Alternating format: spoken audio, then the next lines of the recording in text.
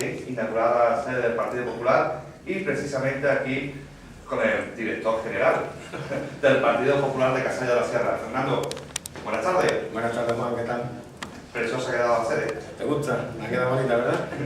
Pues bueno, es un poco lo que estamos celebrando hoy, la inauguración de nuestra sede, darle un poco de, aunque ya llevamos días trabajando y eso, pero bueno, darle un poco de oficialidad y ofrecerla también al pueblo para que todo el mundo que quiera venir a visitarnos o hablar con nosotros sepa que tiene aquí su casa.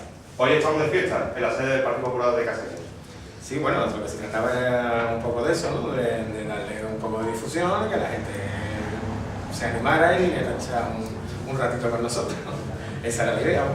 ¿Se espera la visita de Virginia Pérez, de la parlamentaria?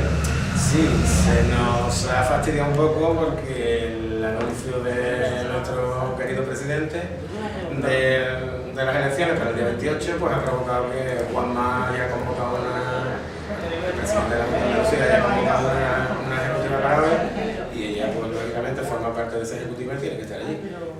La seguimos esperando, supongo que vendrá un poco más tarde, pero era su intención, no ha sido una causa propia ni nada de eso, sino que bueno, la actualidad manda y sobre todo en campaña pues hay que estar Fernando, ¿se van a poner el cambio? Sí, se están tomando medidas, se están haciendo cosas y creo que la gente se está dando cuenta de que la voluntad de cambio era real, que no era flor de un día.